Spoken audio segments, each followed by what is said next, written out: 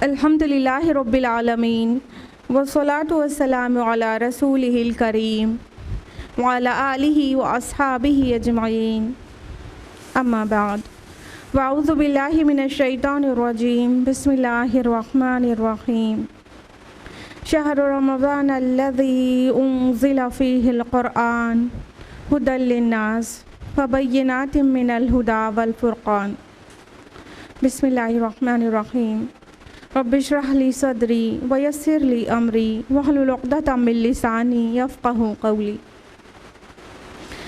मेरे अज़ीज़ सामियात, दर्स कुरान मजीद में आप सभी का तहे दिल से खैर मक़दम है। अस्सलामु अलैकुम व रहमतुल्लाहि व बरकातुहू। कैसे आप सभी लोग? अल्हम्दुलिल्लाह। अल्लाह ताला आपको अच्छा रखे, हिदायत और सिरात मुस्तकीम पर रखे। अल्लाह ताला दुनिया और आखिरत दोनों में कामयाबी और कामरानी अता करें, आमीन। कौन सी सूरह चल रही थी मेरे साथ दर्स कुरान में? सूरह मुमिनून, करेक्ट। और लास्ट टाइम हम लोगों ने कहाँ तक किया था कंप्लीट, आपको याद है? आय नंबर 92 तक, और आज आय नंबर 93 ऑनवर्ड्स हम लोग तफसील से जानेंगे। इसका कॉन्टेक्स्ट रिमाइंड करा देते हैं कि पिछले काफ़ी सारी आयात में तौहीद और शिर्क का तज़किरा था। तरह तरह से हुज्जत तमाम की जा रही थी मुशरिकीन अरब पर कि अल्लाह ताला एक ही है और वही इबादत के लायक है। यहाँ तक कि वो अल्लाह ताला को खालिक जानते थे और अल्लाह ताला की कई सिफ़ात के साथ अल्लाह ताला को कबूल करते थे, बावजूद उसके शिर्क करते थे। तो उनसे बार बार पूछा जा रहा है कि बताओ, आप उनसे कहिए कि सातों आसमानों और अर्श अज़ीम का मालिक कौन है। आय नंबर 86 में, तो आय नंबर 87 में जवाब है, कहेंगे ये सब कुछ अल्लाह ही का है। तो कहिए, क्या तो फिर उससे डरते नहीं? इस तरह से उनको गौर व फिक्र की दावत दी जा रही थी कि ये सभी कुछ आप जानते हैं कि अल्लाह ताला ने पैदा किया है और अल्लाह के अलावा कोई नहीं कर सकता, तो फिर उसके साथ पार्टनर से एसोसिएट करने में डर नहीं लगता? फाइनली ये कहा गया कि अगर अल्लाह ताला की कोई औलाद होती या उसके साथ कोई और कारसाज होता तो क्या करते? फिर वो सब एक दूसरे पे चढ़ाई करते थे और सब जितने माबूद हैं वो सब अपनी अपनी मखलूक को लेके अलग हो जाते हैं, और ये जो निज़ाम है वो इतना मुनज़्ज़म तरीक़े से चल नहीं पाता, दुनिया और आसमान का, पूरी कायनात का, पूरे यूनिवर्स का। तो ये अपने आप में ये एक अक़ली दलील है, एक रैशनल आर्ग्यूमेंट है कि अल्लाह एक ही है और एक ही हो सकता है और वही इबादत के लायक है। तो अल्लाह ताला इस शिर्क से पाक है जो लोग बयान करते हैं। आय नंबर 93 से हम लोग कंटिन्यू करेंगे। औज़ु बिल्लाहि मिनश शैतानिर रजीम बिस्मिल्लाहिर रहमानिर रहीम। आय नंबर 93, कुल रब्ब इम्मा तुरियन्नी मा युअदून। ए नबी सल्लल्लाहु अलैहि वसल्लम, आप दुआ कीजिए कि ए मेरे परवरदिगार, अगर तू मुझे वो अज़ाब दिखाए जिसकी इन्हें धमकी दी जा रही है। आय नंबर 94, रब्बी फला तजअलनी फिल कौमिज़ ज़ालिमीन। तो परवरदिगार, मुझे इन जालिम लोगों में शामिल ना करना। अब अल्लाह सुब्हानहू व तआला नबी अकरम सल्लल्लाहु अलैहि वसल्लम को सिखा रहे हैं कि ए नबी, आप दुआ करिए, आप कहिए कि या अल्लाह पाक, अगर जिस अज़ाब का इनसे वादा किया जा रहा है वो अज़ाब अगर मेरी ज़िंदगी में आ जाए इन पर, तो हमें उसमें शामिल मत करिएगा। इससे क्या समझ में आ रहा है? इससे ये समझ में आ रहा है कि जो अल्लाह का अज़ाब इतने डरने की चीज़ है कि उससे सिर्फ गुनाहगारों को ही नहीं डरना चाहिए बल्कि नेकोकारों को भी डरना चाहिए, क्योंकि अल्लाह ताला का एक उसूल है कि ये जो फितना बर्पा होता है गुनाहगारों की तरफ से, वो जब उसके बदले में अज़ाब आता है तो जो लोग उस दरमियान में नेकोकार होते हैं फिर वो भी उस फितने से बच नहीं पाते। सूरह अनफाल के नंबर 25 है ना, वत्तकू फितनतन ला तुसीबन्नल लज़ीना ज़लमू मिनकुम खासा, कि डरो उस अजाब से, उस फितने से जो सिर्फ गुनहगारों को ही अपनी लपेट में नहीं लेगा। तो जब वो गुनाह का फितना बर्पा होता है तो नेकोकार भी उसमें अजाब में आ जाते हैं, वो उनका दुनिया का रहता है, अदरवाइज़ वो आखिरत में कामयाब हो जाएंगे। तो अल्लाह ताला नबी सल्लल्लाहु अलैहि वसल्लम को बावजूद इसके कि प्रॉमिस कर चुका है कि उन पर कोई अजाब आएगा नहीं, और जहाँ पे अजाब आएगा वहाँ पे वो नहीं होंगे, उसके बाद भी नबी सल्लल्लाहु अलैहि वसल्लम को दुआ के लिए तलकीन की गई, क्योंकि ये अल्लाह का अजाब वाकई डरने की चीज़ है, वाकई डरने की चीज़ है। तो नेकोकारों को ही नहीं, गुनाहगारों को ही नहीं, नेकोकारों को भी डरना चाहिए कि अगर गिरदोपेश में फितना बरपा है तो अल्लाह की नाराज़गी जब भड़केगी तो उसमें उन पर भी कुछ ना कुछ असर आएगा। तो अल्लाह ताला अपने नबी सल्लल्लाहु अलैहि वसल्लम को, अव्वल तो उसमें कभी सवाल ही नहीं था कि नबी उस अजाब में रह जाए जहाँ पे अजाब आए, लेकिन बावजूद उसके अल्लाह के अजाब की हौलनाकी बयान करने के लिए नबी सल्लल्लाहु अलैहि वसल्लम से भी दुआ कराई गई। आय नंबर 95, व इन्ना अला अन नुरियका मा नअदुहुम लक़ादिरून, और यकीनन हम आपको वो दिखा देने पर कादिर हैं जिसकी हम इनको धमकी दे रहे हैं। यानी अल्लाह सुब्हान तआला फरमा रहे हैं कि ये जो अजाब है ना, वो हम आपको आपकी ज़िंदगी में दिखाने पर कादिर है। यानी अल्लाह ताला हर चीज़ पर कादिर है कि वो दुनिया में नबी सल्लल्लाहु अलैहि वसल्लम की हयात में ही वो अजाब उन्हें दिखा देता, जो जिस चीज़ से नबी सल्लल्लाहु अलैहि वसल्लम उन्हें काफ़ी अरसे से डरा रहे थे। यानी उससे पहले के रसूलों के सारे क़सस सुनाए गए मक्की सूरतों में, और फिर उससे नबी सल्लल्लाहु अलैहि वसल्लम अपनी कौम को भी डरा रहे थे कि तुम पर भी वो अजाब ना आ जाए, लेकिन वो नहीं मान रहे थे। तो अल्लाह ताला कह रहे हैं हम कादिर तो ज़रूर हैं इस बात पर कि हम आपको आपकी हयात में इनके ऊपर अजाब ला के दिखा दें। आय नंबर 96, इदफ़ा बिल्लती हिया अहसनुस सय्यिआ, आप मुकाबला कीजिए बुराई का अच्छाई के साथ। नहनु अअलमु बिमा यसिफून, हम खूब जानते हैं उन बातों को जो ये लोग बना रहे हैं। अल्लाह सुब्हानहु व तआला ने यहाँ पर दावत का तरीक़ेकार बताया है। हालांकि मुजरिमीन नहीं मान रहे हैं, वो नहीं सुनकर दे रहे हैं, बावजूद उसके ए नबी सल्लल्लाहु अलैहि वसल्लम बुराई को बुराई से दिफा नहीं करना है, बुराई का काट बुराई से नहीं करना, बुराई का काट अच्छाई के साथ करना है, सय्या को हसना के साथ दूर करना है। ये ना सिर्फ अल्लाह सुब्हानहु व तआला का सिखाया हुआ तरीक़ा है, बल्कि अल्लाह के नबी सल्लल्लाहु अलैहि वसल्लम का अखलाक हूबहू कुरान था। और हमारे नबी सल्लल्लाहु अलैहि वसल्लम ने गालियों का जवाब दुआओं से दिया है, और कांटों का जवाब रहमतों और फूलों से दिया है। हमारे नबी सल्लल्लाहु अलैहि वसल्लम ने ये करके दिखाया, बुराई का जवाब भलाई के साथ। हम लोग जो है समाज में दीन की दावत लेकर उठ जाते हैं, और सामने से अगर कोई इनकार करे या बुराई करे तो हम क्या करते हैं, भड़क जाते हैं।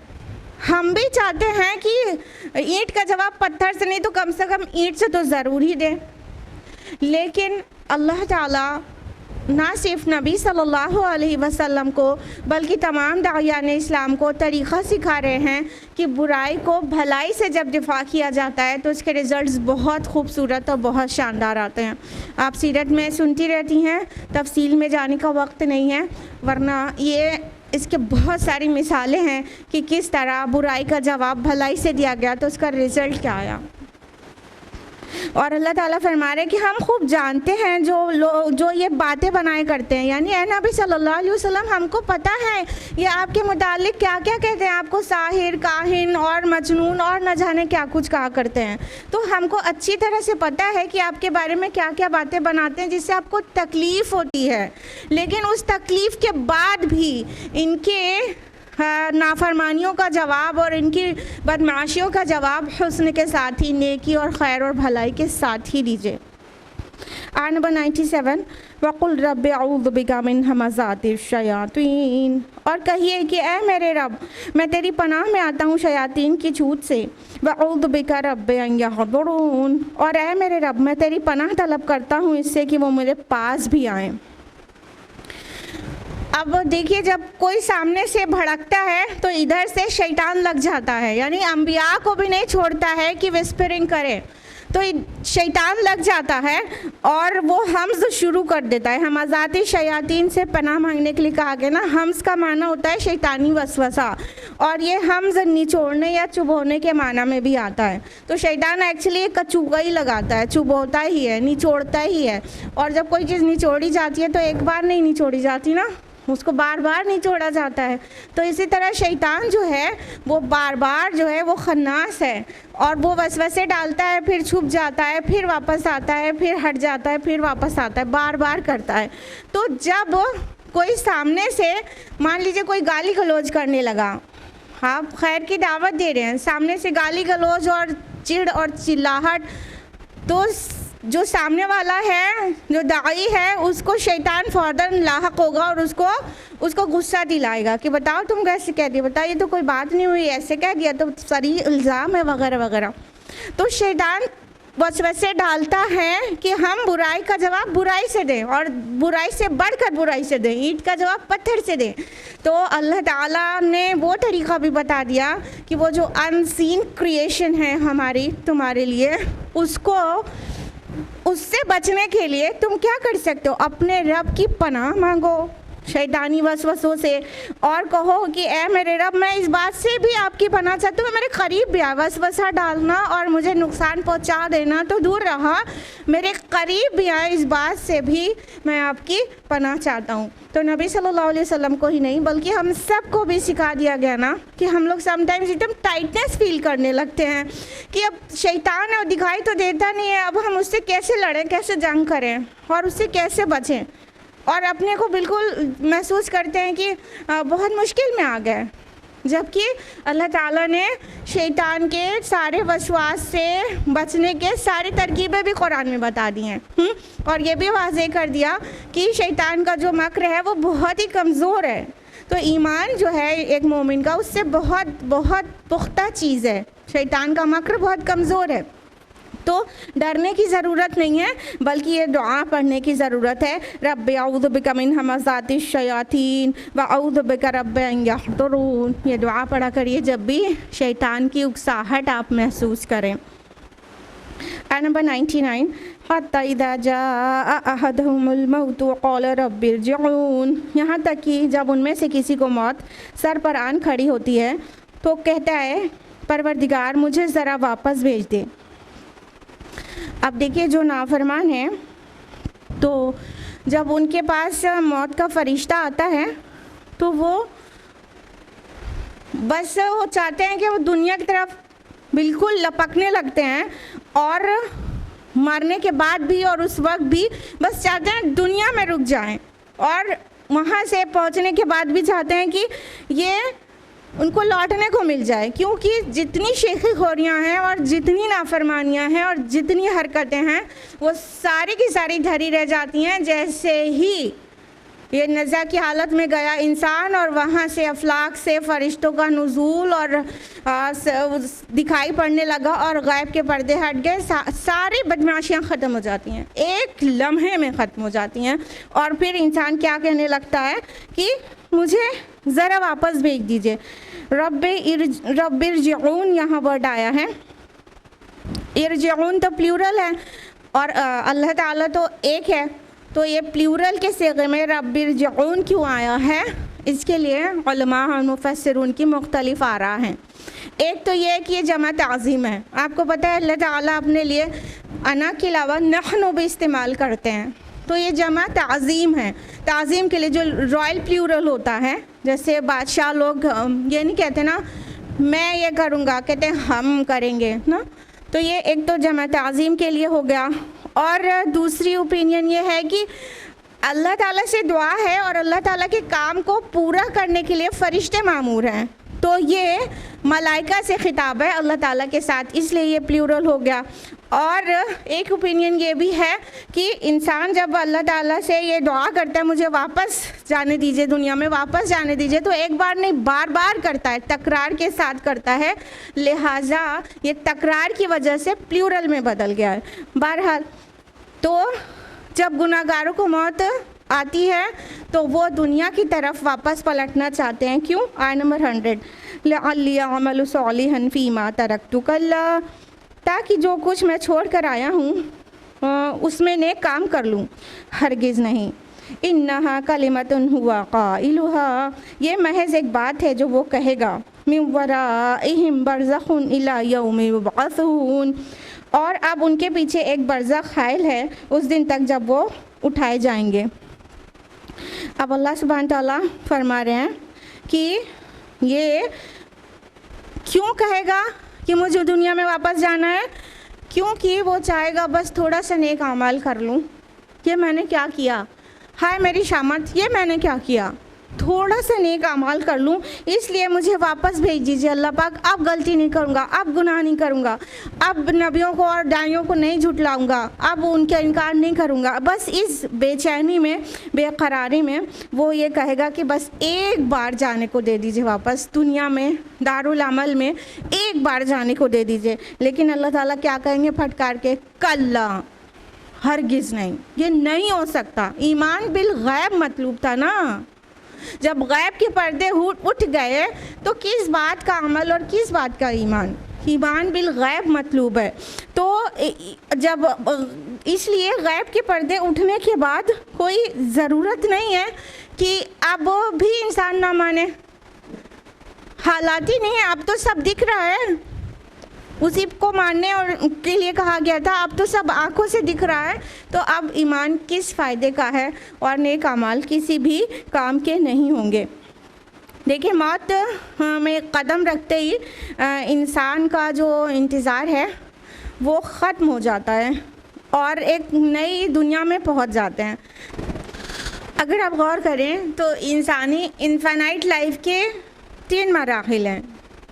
एक ये ज़िंदगी जो दुनिया में गुजारते हैं, और एक हिस्सा वो जो बरज़खी ज़िंदगी में गुज़रता है, यानी मौत आने के बाद और क़यामत कायम होने से पहले, वो बरज़खी ज़िंदगी है। और तीसरा जो मरहला है वो है उखरवी ज़िंदगी, क़यामत कायम होने के बाद। तो ये ज़िंदगी एक्चुअली क्या है? एक इनफाइनाइट लाइफ, इटर्नल लाइफ है, इसका कहीं एंड नहीं हो रहा है, वो मुख्तलिफ मराहिल से गुज़र रही है। तो जो मौत आने के बाद वाला जो वो पोर्शन है वो आलम बरज़ख कहलाता है ना। तो अल्लाह ताला कह रहे हैं कि नहीं, इसको ये कितना भी जाने के लिए बोले, इसे जाने नहीं मिलेगा। ये तो सिर्फ अपने मुंह की बात कह रहा है, इसमें कोई हकीकत नहीं है कि जाके बिल्कुल सुधराया ही हो जाएगा। अगर इसे कुछ करना ही होता तो इसी ज़िंदगी में कर लिया होता। और वो जो दारुल अमल थी, वो जो दुनिया की ज़िंदगी का वाला जो पहला वाला पोर्शन है, वो वाली ज़िंदगी का पोर्शन दारुल अमल है। ये दुनिया में जब रहते हैं तो अमल का वक्त इस वक्त है जब दुनिया में है। और तीनों मरहले को अगर कंपेयर करेंगे तो हमें पता चलेगा कि सबसे छोटा मरहला जो है वो ये वाला है जो दुनिया में हम गुजारते हैं। मान लीजिए कि दुनिया, हाँ, जब से आदम अलैहिस्सलाम को पैदा किया गया अब तक कुछ लोग 6000 और कुछ लोग 7000 साल कहते हैं, वल्लाहु आलम। मान लो 10,000 साल भी हो गया, तो ये अब तक मान लो 10,000 साल उससे पहले गुजर चुका है, ठीक है। और मान लीजिए कि मौत आ जाती है और क़यामत कायम होने में मान लीजिए कि 10,000 साल और लगता है, मान लीजिए फॉर सेक ऑफ आर्ग्यूमेंट 10,000 साल और लगता है, तो कितना हुआ? 10-20,000 साल हुआ। फिर उसके बाद जो उखरवी ज़िंदगी है जो शुरू होगी, उसका तो एक एक दिन 50,000 साल के बराबर है। सुभान अल्लाह। तो ये दुनिया में जो हमने गुजारा था वो कितना कम हुआ, लेकिन उसी के पीछे दीवाने रहते हैं। तो अल्लाह ताला फरमा रहे हैं कि उनके पीछे एक बरज़ख हायल है जब तक वो उठाए जाएंगे। अभी ये बरज़खी ज़िंदगी में है और इसके बाद जो इनफाइनाइट लाइफ है, जो इटर्नल लाइफ है, उसमें एंट्री होने वाली है इनकी। आयत 101 में फरमाया फ़इज़ा नुफ़िख़ फ़िस्सूरि फ़ला अंसाब बैनहुम यौमइज़िन वला यतसाअलून। फिर जब सूर में फूंक मारी जाएगी तो उस दिन उनमें से कोई नसबी ताल्लुक़ नहीं रहेगा और ना ही वो एक दूसरे को पूछेंगे। यानी जब क़यामत कायम होगी तो ऐसा हौलनाकी वाला मंज़र रहेगा कि इंसान दुनिया में जिन रिश्तों के लिए अपनी आखिरत को दांव पे लगा देता है, बर्बाद कर लेता है, मसलन अपने बच्चों के फ्यूचर के लिए हलाल और हराम की तमीज़ नहीं करता वगैरह वगैरह, जिन चीज़ों के लिए, तो उस दिन सब भूल जाएंगे, कोई भी रिश्ते याद नहीं रहेंगे। यहाँ पे फला अंसाब बैनहुम आया है ना, तो अंसाब नसब की जमा है, नसब रिश्तों को कहते हैं ना। तो अरब जो है खुसूसन वो अपने नस्बी रिश्तों के लिए बहुत ज़्यादा हसास थे। उनको अपने ही नसब का 10-10, 20-20, 25-25 सिलसिला ही नहीं याद रहता था, बल्कि अपने घोड़ों और अपने वो ऊँटों का भी नसब याद रहता था। इतना नसब नामों में उतना एक्सपर्ट थे। तो अल्लाह ताला फरमा रहे नहीं, जिस दिन सूर में फूंक मारी जाएगी, कहने का मतलब क़यामत कायम होगी, पहला नफ़ख जो होगा नफ़ख अव्वल, उसमें सब कुछ, हाँ, सारे के सारे इंसान बेहोश हो जाएंगे और सब कुछ बर्बाद हो जाएगा। और फिर नफ़ख सानी जो होगा उसमें दोबारा सब उठाए जाएंगे और अल्लाह के आगे महशर में जमा होंगे। तो अल्लाह ताला फरमा रहे उस दिन कोई भी नस्बी रिश्ते इनको याद ना रहेंगे। सूरह अबस में कैसा मंजर कशी की गई है ना, आय नंबर 24, आय नंबर 34, 35, 36, 37 फरमाया, जिस दिन इंसान भागेगा अपने भाई से और अपनी माँ से और अपने बाप से और अपनी बीवी और अपने बेटों से, जिस उनमें से हर शख्स की हालत ऐसी होगी कि वो दूसरों को बेपरवाह कर देगी, यानी अपने नस्बी रिश्तों को भूल जाएगा। और जिन औलाद के लिए वो अपने आप को खपाने की हद तक पूरी तरह से इन्वेस्ट कर देता है, वो औलाद उन्हें याद नहीं, भागेगा उससे कि तुम जाओ, बस नफ्सी नफ्सी, मेरा नफ्स, मैं अपने आप को कैसे बचा सकता हूँ। हर इंसान सिर्फ यही सोचेगा। तो वो ऐसा हौलनाक दिन होगा। आय नंबर 102, फमन फ़क़ुलत मवाज़ीनुहु फ़उलाइका हुमुल मुफ़्लिहून, तो जिनके पलड़े भारी होंगे वही फलाह पाने वाले होंगे, यानी जिनके नेक आमाल के जो वज़न है वो भारी होंगे। यहाँ पे मवाज़ीन वर्ड आया है ना, मवाज़ीन मौजून की जमा है और मौजून मीज़ान की जमा है। तो इससे वज़न का पता चलता है कि जो जिसके वज़न भारी होंगे, और नेक आमाल यहाँ पे मुराद है, अंडरस्टूड है, जिसके नेक आमाल, जिसके अच्छे आमाल का वज़न या उसका साइड, वो पलड़ा, जिस तरह हम दुनिया की तराजू और मीज़ान में समझते हैं, वो भारी हो गया, तो वो फलाह पाने वाला होगा। लेकिन आय नंबर 103, वमन खफ़्फ़त मवाज़ीनुहु फ़उलाइका अल्लज़ीना ख़सरू अनफ़ुसहुम फ़ी जहन्नम ख़ालिदून, और जिनके पलड़े हल्के होंगे वही होंगे जिन्होंने ख़ुद को हलाकत में डाला और जहन्नम में रहेंगे हमेशा हमेशा। तो जिसके अमाल में वज़न नहीं होगा तो वो क्या होगा, वो हलाकत में जाएगा और वो जहन्नम में जाएगा।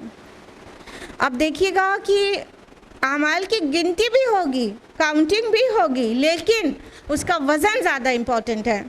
हमने कितने रकातें नमाज़ पढ़े ये कम इम्पॉर्टेंट है, जो पढ़ा उसमें खुशू और खुजू कितना था ये ज़्यादा इम्पॉर्टेंट है। ये चीज़ वज़न से पता चलेगी, काउंट से करने से पता नहीं चलेगी। तो ये वेट है, तो आमाल के वेट इम्पॉर्टेंट है।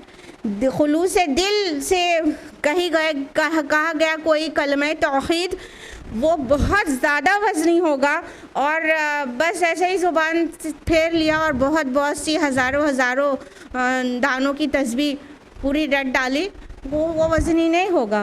तो अमाल का वज़न बहुत इम्पॉर्टेंट है, इसलिए हमारा फोकस काउंटिंग के बजाय वेट पर होना चाहिए। यूजुअली हमारा फोकस किस पे रहता है, काउंटिंग पे, हमने कितना पढ़ा, कितना किया, लेकिन उसके वज़न पे हमें फोकस करना चाहिए, क्योंकि वहाँ पर जो फलाह और खुसरान का मियार है वो आमाल का वज़न है, आमाल की काउंटिंग नहीं कहा गया है। काउंट अपनी जगह इम्पॉर्टेंट है, लेकिन वो उतना बिल्कुल भी नहीं जितना वज़न। आय नंबर 104, तल्फ़हु वुजूहहुमुन नार वहुम फ़ीहा कालिहून, आग उनके चेहरों को झुलसा देगी और उसके अंदर बदशक्ल हो जाएंगे। तलफ़हु लफ्ज़ आया है, ये लफ़ह से है जिसका मतलब झुलसना होता है।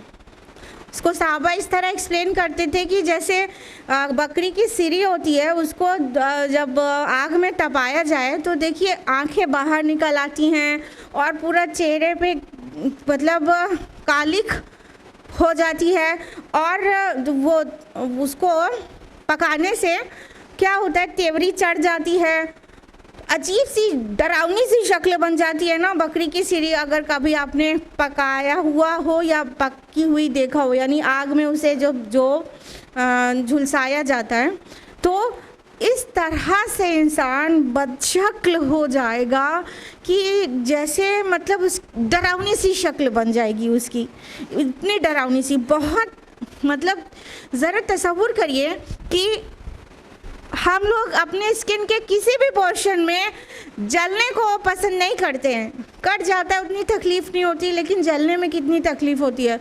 और चेहरे पर जब कोई भी परेशानी आती है, कोई जलने का डर हो या आंधी का डर हो या कोई भी चीज़ का, तो सबसे पहले अपने हाथों से चेहरे को छुपा लेते हैं। यानी ये जो फेस की स्किन होती है वो बहुत नाजुक होती है और हम इस पर कोई भी तकलीफ़ बर्दाश्त नहीं कर पाते हैं।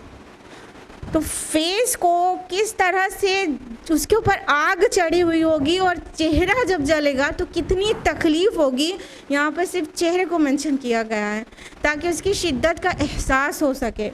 वरना जो जहन्नम में जो पनिशमेंट होगी वो इतनी ज़्यादा शदीद होगी जिसका हम दुनिया में तसव्वुर भी नहीं कर सकते हैं। सही बुखारी की हदीस अबू हुरैरा रज़ियल्लाहु अन्हु रावी है कि अल्लाह के रसूल सल्लल्लाहु अलैहि वसल्लम ने फरमाया कि एक काफिर के दोनों कंधों के दरमियान की जो दूरी होगी वो एक तेज़ रफ्तार घुड़सवार के 3 दिन की मुसाफत के बराबर होगी, यानी कंधे इतने चौड़े हो चुके होंगे। और एक और रिवायत में है कि एक एक दाढ़ उहद पहाड़ के बराबर होगी।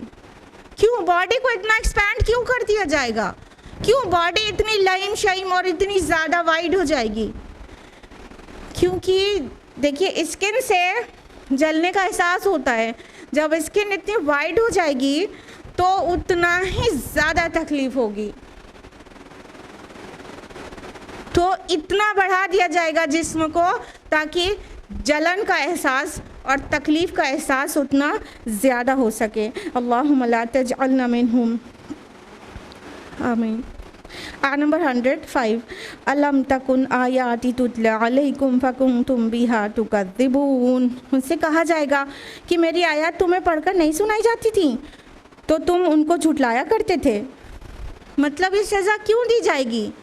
क्योंकि वो इतने भोले नहीं हैं। अल्लाह ताला ने अपनी किताबें नाजिल की हैं, अपनी आयात ज़ाहिर की हैं किताब में भी और आफाक और अनफुस में भी। फिर क्या समझ में नहीं आया था? आप लोग सूरह मुल्क में रोज़ रोज़ पढ़ते होंगे कि जब उनसे कहा जाएगा अलम यातिकुम नज़ीर, क्या तुम्हारे पास डर सुनाने वाला, आगाह करने वाला वार्नर नहीं आया था? तो कहेंगे भला कद जाअना नज़ीर फकज़्ज़बना, क्यों नहीं आया था हमारे पास नज़ीर, लेकिन हमने उसको झुटला दिया। तो ये उस झुटलाने की वजह से है कि अल्लाह ताला इतना सख्त अजाब देगा। आयत नंबर 106, क़ालू रब्बना ग़लबत अलैना शिक़वतुना व कुन्ना क़ौमन दॉल्लीन। वो कहेंगे ए हमारे परवरदिगार, हमारी बदबख्ती हम पर गालिब आ गई थी और हम तस्लीम करते हैं कि हम गुमराह थे। अब उनके पास कहने के लिए कुछ भी ना बचेगा कि जब वार्नर तो आया था, अल्लाह की आयत तो आई थी वार्न करने के लिए, तो उन्होंने क्यों नहीं माना था? तो अब उनको इसके अलावा कोई जवाब ना सूझेगा। कहेंगे कि यार अब हमारी बदबख्ती, हमारी कमबख्ती हम पर गालिब आ गई थी, हमारी बदनसीबी हम पर गालिब आ गई थी और हम गुमराह लोग थे। आयत नंबर 107, रब्बना अखरिजना मिन्हा फ़इन उदना फ़इन्ना ज़ालिमून। ऐ हमारे परवरदिगार, एक बार हमें यहाँ से निकाल दें, अगर हम दोबारा यही करें तो फिर वाकई हम जालिम होंगे। यानी वहाँ पे भी जाके गिड़गिड़ाने लगेंगे कि अल्लाह पाक एक बार एक मौका और दे दीजिए, अब की बार हम नहीं मानेंगे तो हम जालिम होंगे। लेकिन ये बात पहले तय हो गई थी कि दुनिया में एक बार आने मिलेगा और ये दारुल इम्तिहान में एक बार टेस्ट होगा, उसके बाद रिज़ल्ट आता है, दोबारा बार बार टेस्ट नहीं लिया जाता, तो अल्लाह ताला तो नहीं मानेंगे।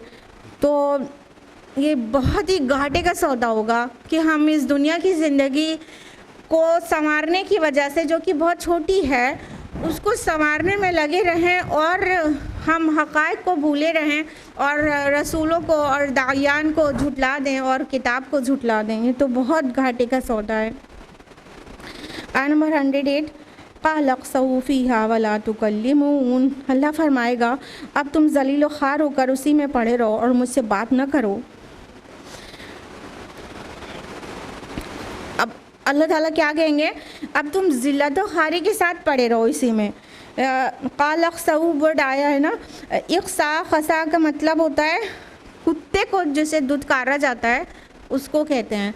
तो अल्लाह ताला जो रिफ्यूज़ करेंगे उनको, उनकी ये रिक्वेस्ट कि अल्लाह पाक एक बार जाने दे दीजिए, तो अल्लाह ताला दुत्कार के कहेंगे कि नहीं, अब तुम ज़िल्लत के साथ यहीं पड़े रहो और मुझसे बात भी मत करो। यानी जो शुरुआती मरहला जो होगा अदालत का, उसमें अगर जो वहाँ की हौलनाकियाँ देखकर रिक्वेस्ट करना शुरू करेंगे इंसान, गुनाहगार इंसान, कुफ़ार जो यहाँ पे समझाए नहीं समझते थे, तो अल्लाह ताला उन्हें खामोश करा देगा कि अभी बात भी मत करो मुझसे। जब कोई किसी से बहुत ज़्यादा नाराज़ होता है तो उससे बात करना पसंद नहीं करता ना, तो अल्लाह ताला कहेंगे कि मुझसे बात मत करो। आयत नंबर 109, इन्नहु काना फ़रीक़ुम मिन इबादी यक़ूलूना रब्बना आमन्ना फ़ग़फ़िर लना वरहमना व अंता ख़ैरुर राहिमीन। यकीनन मेरे बंदों में कुछ लोग वो भी थे जो कहा करते थे, ऐ परवरदिगार हम ईमान ले आए, बस तू हमें बख्श दे और हम पर रहम फरमा, और तू तमाम रहम करने वालों से बेहतर रहम फरमाने वाला है। बात अल्लाह ताला कंटिन्यू कर रहे हैं कि तुम्हारा जुर्म ये है कि मेरे जो नेक बंदे हैं जो मुझ पर ईमान लाए थे, और उनकी दुआ हमेशा यही रहती थी कि अल्लाह पाक हम उस दाई की दावत पर लब्बैक कहकर ईमान ले आए हैं, और ए हमारे परवरदिगार आप हमको बख्श दीजिए और हम पर रहम कर दीजिए, और आप सब रहम करने वालों से बढ़कर रहम करने वाले हैं।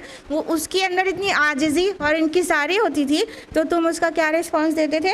आयत नंबर 110, फ़त्तख़ज़्तुमूहुम सिख़रिया, तो तुमने उनका मजाक उड़ाया, हत्ता अंसौकुम ज़िक्री, यहाँ तक कि उन लोगों ने तुम्हें मेरा ज़िक्र भुला दिया। वकुन्तुम मिनहुम तज़हकून, और तुम उन पर हंसते ही रहे। तो अल्लाह ताला क्या फरमाएंगे कि मेरे वो नेक बंदे जो आजिज़ी और इनकिसारी के साथ मेरे सामने गिड़गिड़ाते थे, तो तुम क्या करते थे, उनका मजाक उड़ाते थे, और उनके मजाक उड़ाने ने तुमको इतना इंगेज कर लिया था कि तुम मुझको ही भूल गए, और तुम उन पर हमेशा हंसते ही रहे। यानी जब इंसान किसी को हक़ीर जानता है और वो कोई बात पेश कर रहा होता है, तो उसकी बात का एक तो इनकार करता है और उसे कबूल नहीं करता, लेकिन अगर उसका मजाक भी उड़ाना शुरू कर देता है तो फिर उसके पास गौर व फिक्र का भी मौका जाता रहता है। जब उससे अलग हटा तो उसका मजाक उड़ा रहा है, जबकि अगर उसको थोड़ा पॉन्डर करे कि बात वो क्या कह रहा था, तो शायद है कि उस वक्त इनकार करके बाद में एहसास हो जाए, बाद में जाके वो अपने किए से पलटे, लेकिन नहीं, वो तो मजाक भी उड़ाना शुरू कर देता है। तो अल्टीमेटली क्या होता है, वो इतना ज़्यादा इंगेज हो जाता है मजाक उड़ाने में, और हकीकत से इतना ज़्यादा मतलब उसके आंखों पे पर्दा पड़ जाता है कि फिर उसे तौफीक भी नहीं होती कि अल्लाह को याद करे और रियलिटी को देख पाए। तो अल्लाह ताला वो याद दिलाएंगे कि तुम्हारे पास मेरे जो बंदे जो हक़ लेकर पहुँचते थे, तो तुम उनका मजाक उड़ाते थे, और मजाक में इतना एंगेज और इंडल्ज हो जाते थे कि तुमको मेरा ज़िक्र भी, मेरी याद भी ना रहती थी, और बस मजाक उड़ाने में बिजी रहते थे। अल्लाह ताला के पसंदीदा बंदों का जब मजाक उड़ाया जाता है तो अल्लाह ताला को भी बहुत बुरा लगता है, बहुत बुरा लगता है। आयत नंबर 111, इन्नी जज़यतुहुमुल यौमा बिमा सबरू अन्नहुम हुमुल फाइज़ून, आज मैंने उनको उनका बदला दे दिया उनके सब्र के तुफ़ैल कि आज यकीनन वही कामयाब हैं। तो अल्लाह ताला उनकी जलन पे और जलन इस तरह बढ़ा देगा कि जिनका तुम मजाक उड़ाते थे, हक़ीर जानते थे, और वो सब्र करते थे, तो मैंने आज उनके सब्र का बदला दिया है जन्नत के बाला खाने, और वो लोग आज कामयाब लोग हैं। तो और कैसी हसरत होगी ना गुनाहगारों को, और कितनी हसरत होगी कि काश हम मान लेते। और याद रखिएगा, अल्लाह ताला हर इंसान तक कोई ना कोई तरीक़े से नबी के डायरेक्टली या इनडायरेक्टली किसी दाई के ज़रिए से, या तो अब तो पूरा ग्लोबलाइजेशन ही हो रहा है और इंफॉर्मेशन एज में हम जी रहे हैं, कैसे भी पैगाम सब तक पहुंचना है। और पैगाम जब पहुंच जाएगा तो फिर कोई इनकार करने का कोई के पास रीज़न नहीं होगा कि हमें पता ही नहीं था।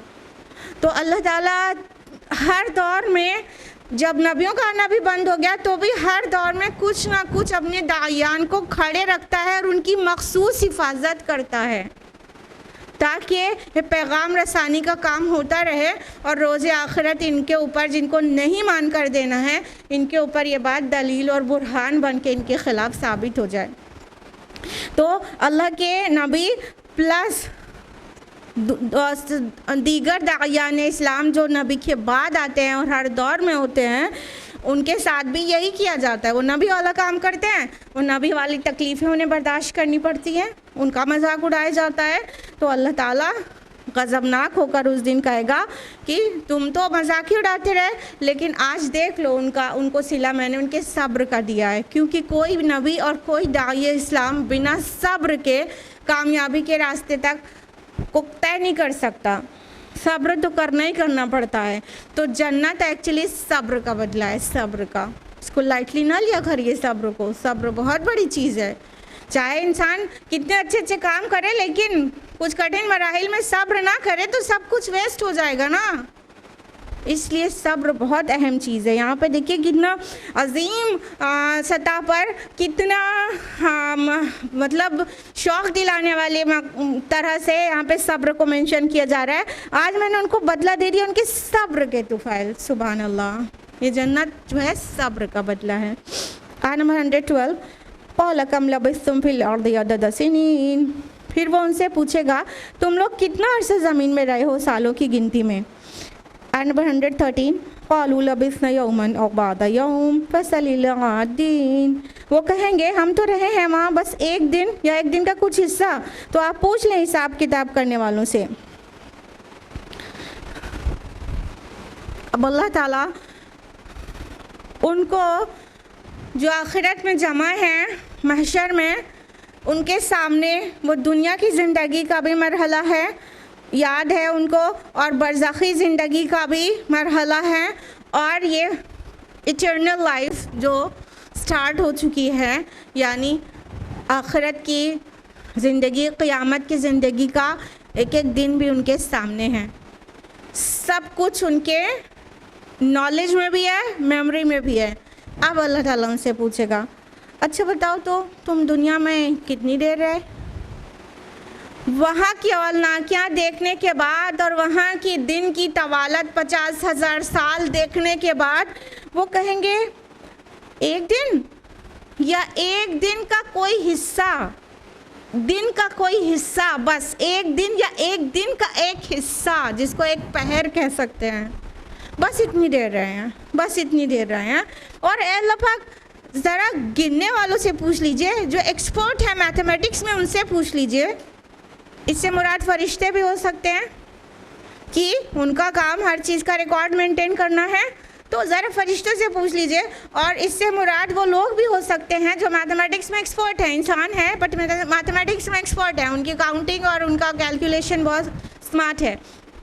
उनसे पूछ लीजिए अल्लाह पाक हम तो बस इतना हिस्सा ही रहे, एक दिन या एक दिन का एक हिस्सा, आप एक्सपर्ट से पूछ लीजिए। सारे तोते उड़ जाएंगे, सारा तकब्बुर निकल जाएगा, सारी गफलतें काफूर हो जाएंगी। अल्लाह पाक पूछ लीजिए ना, एक्सपर्ट से पूछ लीजिए। हम लोग तो एक दिन या एक दिन का एक हिस्सा ही बस रहे हैं, एक पहर जो दुनिया में गुजार कर आए। और आप कंपेयर कर लीजिए, आपको लगेगा हाँ ये तो एक दिन का भी एक पोर्शन, बहुत छोटा पोर्शन है जो हम दुनिया में गुजारते हैं। अभी हमने आपको बताया था कि यहाँ अगर हज़ारों साल भी, यहाँ तक कि आदम से लेकर क़ियामत तक भी बहुत हज़ार साल तक दुनिया चली, 15-20 हज़ार साल तक भी चली, तब भी नथिंग ग्रेट। 50,000 साल का तो वहाँ एक दिन है। और अपनी अपनी लाइफ कितनी लेकर आया, ज़रा सोच लीजिए कौन 100 तक पहुँचता है आज। ये 60-65 साल की ज़िंदगी और वहाँ 50,000 साल का एक दिन। कितना कम पीरियड में अल्लाह ताला ने आजमाया है, कितने छोटे स्पैन ऑफ टाइम में अल्लाह ताला ने आजमाया है, और रिवॉर्ड अनलिमिटेड देने का वादा किया था। उसके बाद भी हम बेवकूफ़ लोग, अहमक लोग इसी के पीछे दीवाने हैं, इसको सजा रहे हैं, इसको बना रहे हैं। हमारी मिसाल तो कुछ ऐसी है कि जैसे कोई तालिब इल्म एक एग्ज़ामिनेशन हॉल में बैठ के एग्ज़ाम देने के लिए वहाँ वो गया है, लेकिन वो क्या करने लगा, वो पेन से, आंसर बुक से खेलने लगा और दीवार पे ड्राइंग बनाने लगा, और वो कह रहा है कि एसी भी लगाओ और कूलर भी लगाओ और यहाँ पे ये पेंट करो, वो खूबसूरत करो, ये करने लगा, और उसने अपने एग्ज़ाम का 2.5-3 घंटा जो था ऐसे ही गुजार दिया। तो ऐसे स्टूडेंट को आप क्या बोलेंगे कि पागल हो क्या तुम, दीवाने हो, बेवकूफ़ हो। तुम्हें वहाँ एसी नहीं था तो कौन सी आफत आ रही थी, और तुम्हें पेन और कागज़ पे लिखना था, अपना पर्चा भरना था कि तुम वहाँ उसके साथ खेलने लगे थे और वहाँ की दीवारें पेंट करने लगे थे। तुम बेवकूफ़ थे। तुम्हें 2.5 घंटा 3 घंटा मिला था एग्ज़ाम के लिए, तुम अगर उसमें ज़्यादा से ज़्यादा लिख लेते तो एग्ज़ाम पास आउट कर लेते। यही तो बोलेंगे, यही तो बोलेंगे कि तुम बिल्कुल बेवकूफ़ हो। तो ऐसे ही बेवकूफ़ हम लोग भी हैं। फ्यू ईयर्स के लिए अल्लाह ताला ने हमको आजमाइश में डाला है, इस दारुल इम्तिहान में रख कर, और यहाँ पे हम अपना इम्तिहान का पर्चा हल करने के बजाय, ज़्यादा से ज़्यादा नेक अमाल अपने दामन में बटोर लेने के बजाय हम क्या करते हैं, आराम परस्ती, दुनिया परस्ती, हुब्बे माल, बस इसी में बिल्कुल गर्क हैं। बस फिक्र है हमें तो दुनिया के आसानियों और खुशहालियों और तरक्की और कामयाबी की। इस्लाम कामयाबी से नहीं रोकता, लेकिन असल मकसद को तो ना भूले ना इंसान। वो भूल के कामयाबी की तरफ बढ़ता है तो वो फिर दुनिया ही तक की वो कामयाबी ज़्यादा से ज़्यादा पा सकता है जितनी अल्लाह ने लिख दी है, वरना वो जो चाहता है वो उसे सब कुछ मिल ही जाए दुनिया में भी, वो भी नहीं होता। तो हमें देखना चाहिए कि ये सवाल जब होगा तो बहुत हसरत वाला वक्त होगा। उस हसरत के आने से पहले हमें होश में आना है ताकि ये वक्त हमारे ऊपर ना आने पाए।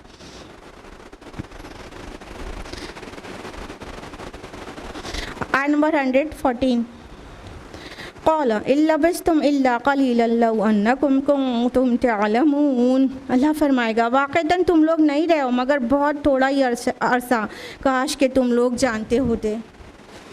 अल्लाह ताला उनकी बात की तायीद करेगा कि यकीनन तुम बहुत ही थोड़ा देर रहे हो वहाँ, लेकिन काश तुम ऑन टाइम इस बात को समझ जाते, जान जाते।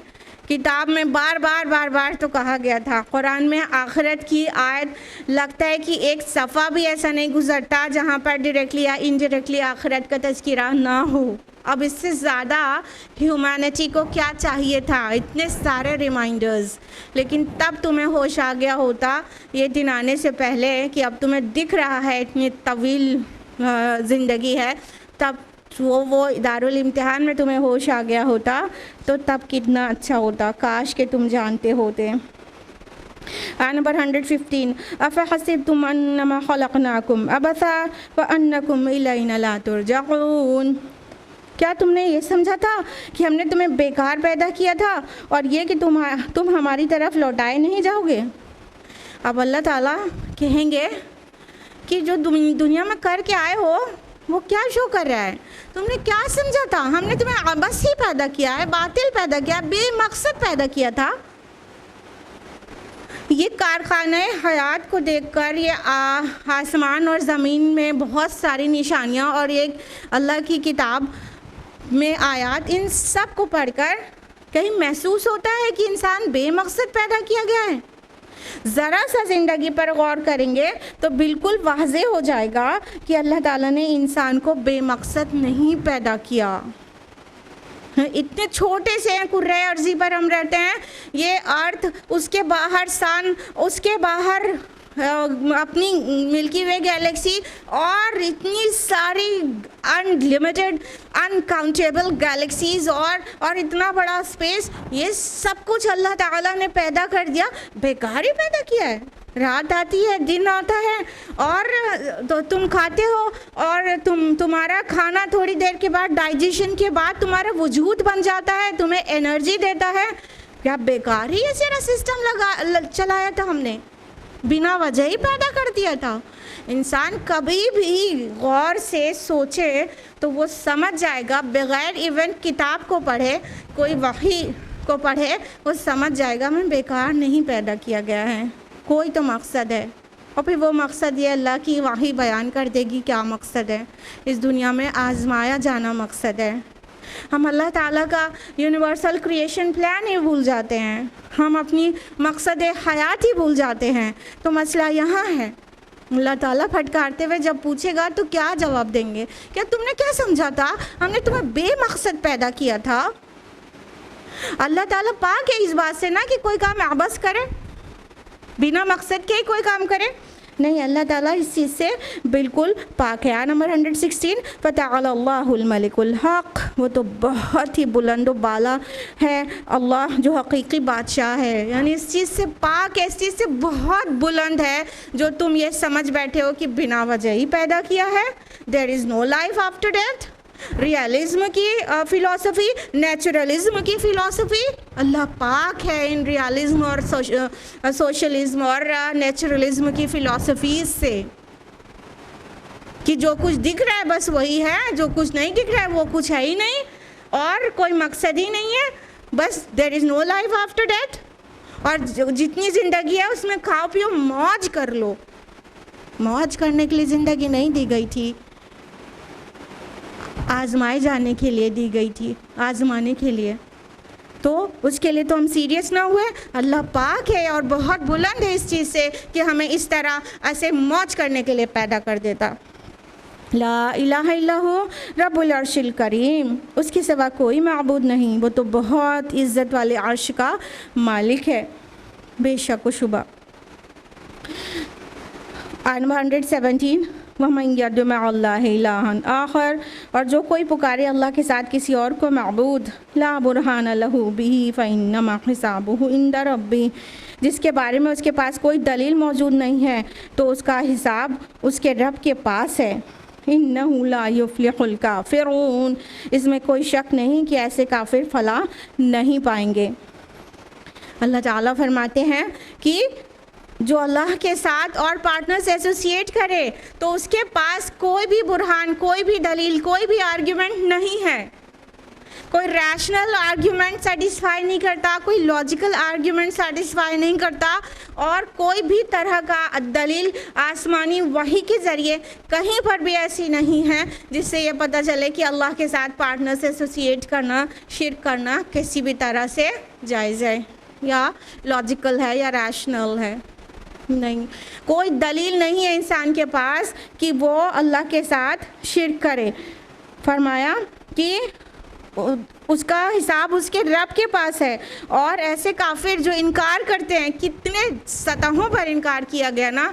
एक अंदर से आवाज़ आती है, एक जो इंसान की फितरत है वो तौहीद पर है, अंदर की आवाज़ का इनकार किया उन्होंने, अल्लाह की किताब, अल्लाह की वही का इनकार किया उन्होंने, अल्लाह के नबी की दावत या तो उस नबी की दावत को लेकर उठने वाले बाद में दाई की दावत, इतनी सतह पर इनकार किया, इतनी सतह पर, बल्कि एक रसूल का भी इनकार किया ना तो सारे रसूलों का इनकार किया। तो इतना इनकार, इतनी तकज़ीब किया उन्होंने। तो ऐसे तकज़ीब करने वाले कभी फलाह नहीं पाएंगे। अब अच्छा गौर करिए, ये सेकंड लास्ट आया है, बस एक आयत बची है सूरह मोमिनून में। कहा ज़रा इन्नहु ला युफ्लिहुल काफिरून, बेशक काफिर फलाह नहीं पाएंगे। पहली आयत कौन सी है सूरह मोमिनून की? बिल्कुल, क़द अफ़लहल मुमिनून, कि मोमिनों ने फलाह पा ली, मोमिन फलाह पा गए। कंट्रास्ट आ गया। बिगनिंग हुई थी मोमिन फलाह पा गया और एंडिंग हो रही है काफिर फलाह नहीं पाएंगे। आयत नंबर 118 वक़ुल रब्बिग़फ़िर वरहम व अंत खैरुर राहिमीन। और दुआ कीजिए कि ए मेरे परवरदिगार तू हमें बख्श दे, हम पर रहम कर, और तू तमाम रहम करने वालों में सबसे बेहतर रहम करने वाला है।